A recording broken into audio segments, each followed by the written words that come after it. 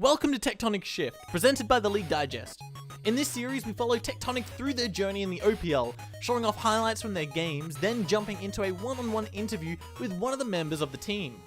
This week, we watched Tectonic battle it out against top 3 team Order in week 9 of the OPL. Use his time onto Rogue. He does have the flash, not going to use it at all. Teleport's not being channeled, and both of them should fall down here. Very nice play out of the Tectonic lineup. Then we move on to an interview with one of Tectonic's newest additions, their head coach Zoo. Getting to know who he is, where he's coached in the past, what stories he has to share, and much more. My parents hated it. Yeah, my parents hated it. Like, we argued about it for years and years and years, and eventually we went back and forth for years and years. My parents... I'm Sushix, welcome to Tectonic Shift. Let's just jump straight into it.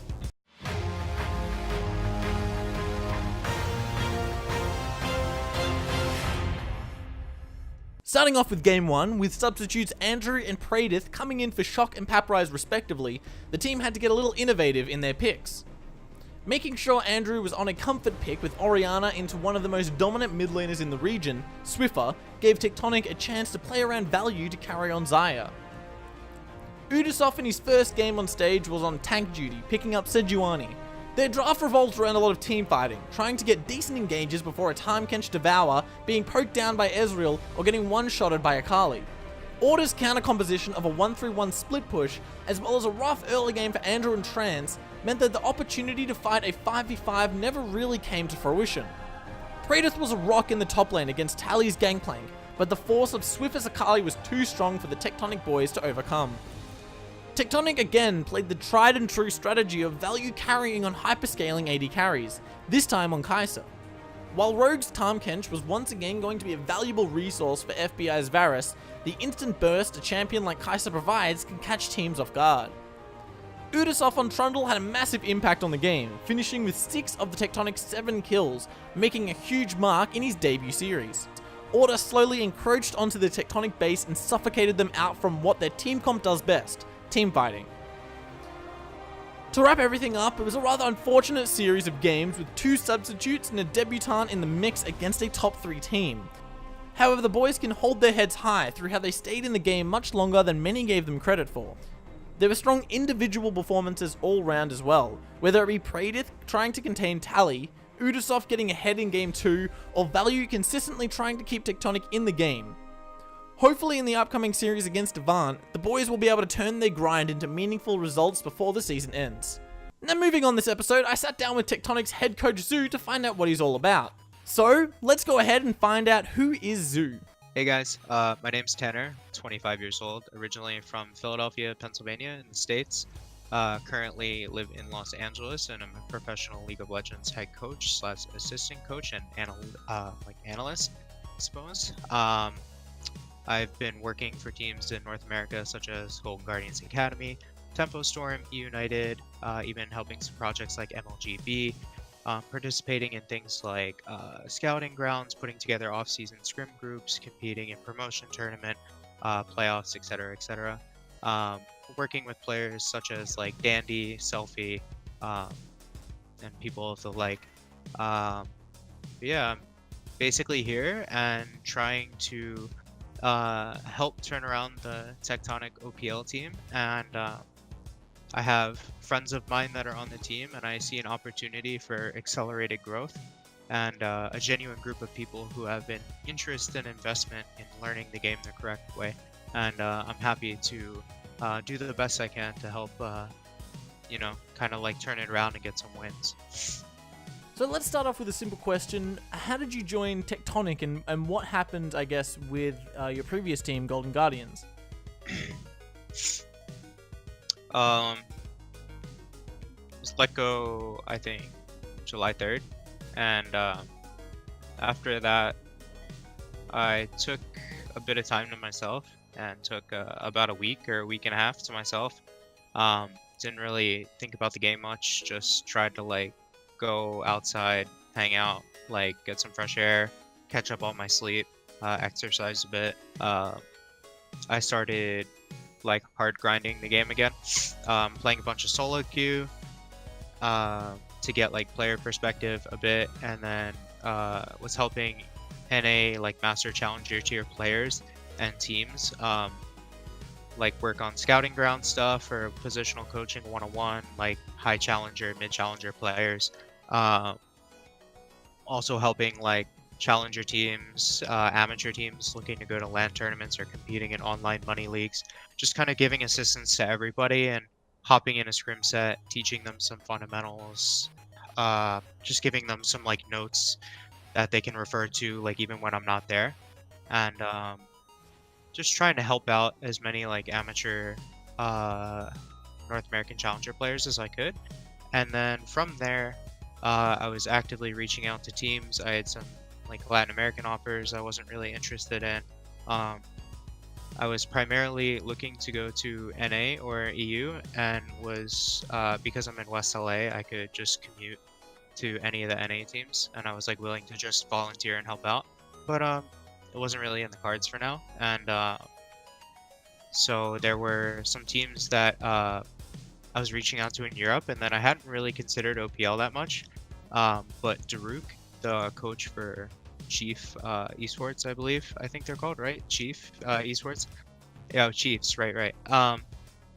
He's a good friend of mine, and like we've competed against each other, we've worked together, we've like always been buddies and like shared and helped each other out, like taught each other stuff, and like he's helped me out a bunch, and I feel like I've helped him out. And I was just kind of getting more interested in like his work, because he was playing like really stable league, and he brought over a bunch of like the same fundamental concepts that like he and I mutually agree on. And I was pretty interested to see like how quickly, or like how the process of like accelerating a team's growth out in this region would be if we applied the same fundamentals to us that I was applying to like NA Challenger players. So that's when I actually, like, as I was thinking about that, Trance DM'd me and said he was their team was looking for coaching help, and he said I think the coach would contact you. And then it was like a week and I didn't get any contact, so I just DM'd him back and followed up, and he was like, oh, we'll have our manager contact you. And then manager interviewed me, and then same night just hired me, and then got the contract the next day. But Trance and Value are friends of mine from NA, and I've known Value since December of 2016, and known him for a long while, back when he was like master. And I'm really invested in his growth, so when there was an opportunity for me to help friends out that like weren't exactly in the best position on the standings, I kind of felt like a moral obligation to help my friends when I have like the time and the resources, you know. So if you weren't coaching League of Legends, what was the, I guess, career path that you were heading towards instead? Yeah, so I was an athlete most of my life, year round, and then the quote-unquote gift, as my mother says, that I possess is music. I started playing music, started playing percussion when I was in like 5th, 6th grade, and by high school I was like playing with my high school music director in like gigs at night at bars and stuff like that when I was like in high school. And then I went on tour in Argentina like when I was a senior in high school, and then went to college for music. So that's kind of like, I was super invested in that. But then when I went to college for it, I actually like started hating it, because like college took all of, like the creativity out of it, and it's like how I like express myself. So I kind of got to a point where I was like halfway in college but halfway into League of Legends, and like League got me through like a lot of stuff in my life, like a lot of like downtime, a lot of like when I was depressed and stuff like that. league like got me through all that competing, working with a team, stuff like that. And kind of when I was split like 50-50 in the middle, I was going through like a big identity crisis. Basically from when I was like 18 to like when I was like 22 or so.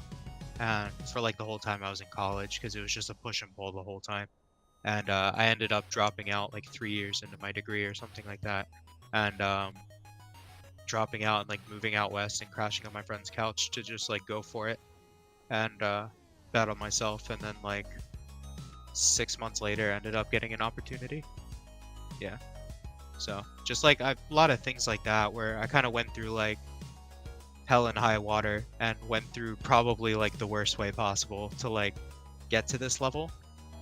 And definitely not a way I'd recommend, but just like because it's been this way, I feel like I have a lot to offer to those who are willing to listen.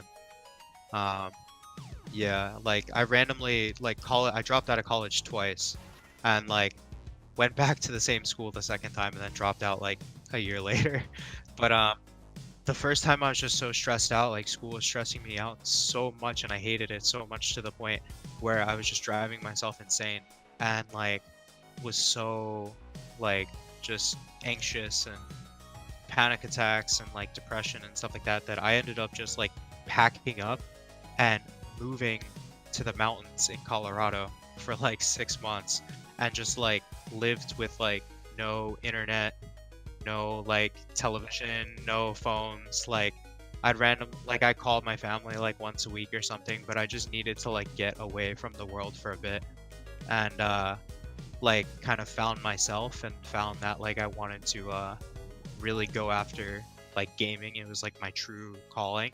And then kind of I came back from that and went back to school and then was like tried to do it to like make my parents happy and then go do the gaming stuff, but I was like, no, I can't wait, and I just left. I can't wait. I like didn't even get through the year. I got through like 60% of the year or something, and then just like I was like, no, I can't, and then just moved. But you know, stuff like that. Just kids that go into high school and then their parents disagree with the gaming stuff and then they go out on their own when they're like 18, 19. That's no way to like live, you know? Like you need some guidance, you need some help, you need some like moral support. So that's like what I try to offer like players while I also teach them the game. So this is a classic question that most people kind of get asked when they get involved within esports, which is, were your parents sort of supportive of what you were doing, or did they really go against it? Yeah, my parents hated it. Yeah, my parents hated it. Like we argued about it for years and years and years, and eventually we went back and forth for years and years. My parents like when I was 22, I like went to live with my friend and like just work on the game and like kind of just go off what little money we had. And my mom was like super pissed about that because I just did that for like 4 months randomly in the middle of a year.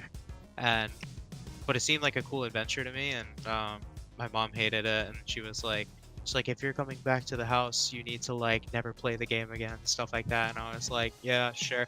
I was like, yeah, sure. So I came home, and after a couple days, I just started playing again. She just got super pissed, and then I left. And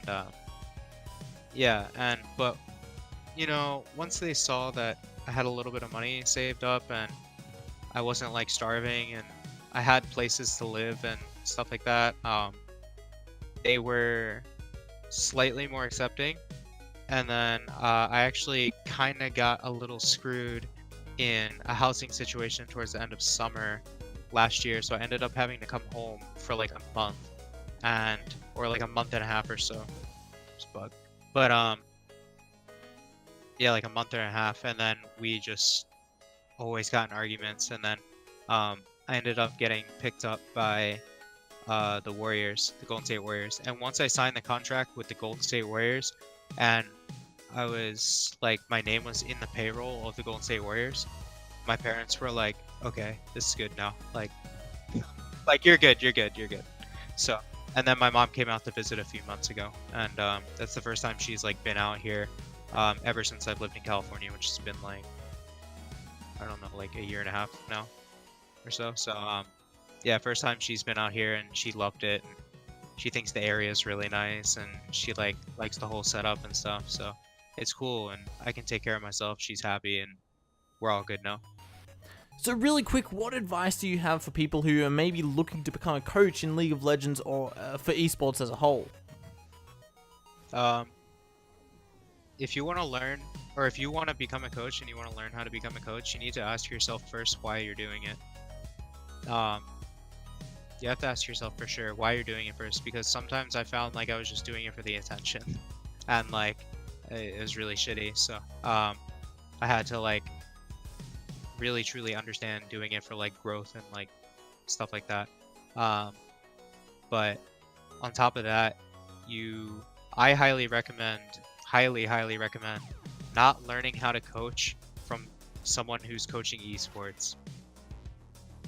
Learn how to coach from somebody who has been coaching like a traditional sport, or if you have experience like in a traditional sport, whether you played like football or baseball or whatever, try to remember like what felt good to you and like what felt bad to you, like when you were competing, like what you heard from your coach, and like who were the people that you looked up to when you were like working in any sort of thing, whether it's like a club or a sport. Who are the people that you naturally gravitated towards and like what were their qualities? And like teaching the game is just knowing the game, and like, but knowing the game is like only 10% of the battle, because all coaching is having your players understand just as much as you do. It's all about the transfer of information. So if you aren't in the business of understanding your players and are not in the business of like understanding yourself and understanding how people work, then you're gonna fail as a coach, because it's all just gonna like stay here and none of it's gonna get across. So just look up to people and like learn from people who are just influential people and positive influences, or who are good coaches from like traditional sports, or good teachers from like maybe you're a musician or something like that. Learn from them and then learn the fundamentals from them. And then when it comes to actually applying certain league concepts, then ask league coaches. But you already have like the base fundamental of like knowing how to handle yourself and handle people and handle situations. And then you're just like putting 2 and 2 together with the league info using other coaches' help. So that's what. And then don't be afraid to volunteer. Seriously, like don't be afraid to volunteer or work for free or like put your name out there. Like don't be stingy, because legitimately, like I got opportunities based off working for free. So like all my paid opportunities came off of like just doing 20 unpaid things like 3 years ago, and then one just caught, and then I went with it. And it just, you never know. You never know when it's coming, and you just have to keep going at it with like as whatever work you can find. Yeah, you have to be grind lord for sure. Yeah.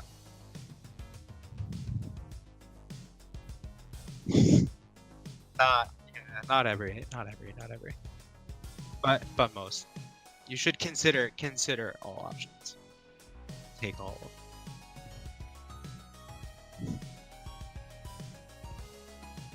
Alrighty, so over to the Tectonic side of things. What do you think of the team so far?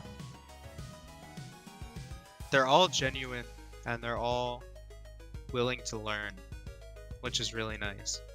You know, you miss out on that sometimes in NA. People are very defensive, including myself at times. So I don't want to make that seem like it's a horrendous thing, but they're genuine people and they want to learn, and they're just in a pretty poor spot right now. You know, like we just had a lot of bumps in the road, a lot of like canceled scrims, or a lot of issues that needed to be taken care of, or me getting used to the time zone, things like that. It's just, we've had about as unlucky of a road as you could possibly have for the first 2 weeks. But you know, like the one thing that's remained positive is that people are not quitting. They say it feels not the best. Like honestly, it kind of sucks and it blows sometimes, but they're still willing to trudge through it. They're very willing, and they're very kind of fearless in that regard. They're very tenacious, and that's something I respect, regardless of skill. There are so many ways you can be a good player, good teammate besides having good hands. Yeah, and they have some of those qualities, and it's nice to work with when we when we get the chances to have consistent practice. But it's been a bit of a bumpy road, but you know, I believe in my ability, and I believe in the team's ability to turn it around, even though we've had a bunch of bumps, and like pull out hopefully like a couple wins, and you know, just face whatever opponent we have to face at the end of the split, and then beat them. Yeah. So to finish up the interview, do you have any shout-outs you'd like to give, or any plugs you'd like to let everyone know about? Yeah, so I guess shout out to everyone, friends, family who support me, people who supported me when others didn't. I really appreciate it. People who helped me out in situations that allowed me to get opportunities to be here. You know who you are. Thank you very much. You know, thank you to everyone that supports the league scene. Thank you to everyone that I work with or who has given me an opportunity to work with them. Hopefully, I've impacted their life in a positive way. And looking forward to just helping build this league community as best as I can, and really kind of just be a positive name in the scene. And you know, just looking for like the next best opportunity for me to showcase that. But if you want to follow me on whatever, my Instagram is lifebyzoo, all one word, ZEU, and then you can find me at twitter.com/zoo. The white guy in the sweater vest is my Abby. But yeah, I dress a bit different when I'm casual. Yeah, yeah. Yeah, you can find me there. Thank you for everyone that supports me. If you didn't know who I am, hopefully I've interested you a bit, and you'd be more inclined to like find out a bit more about me.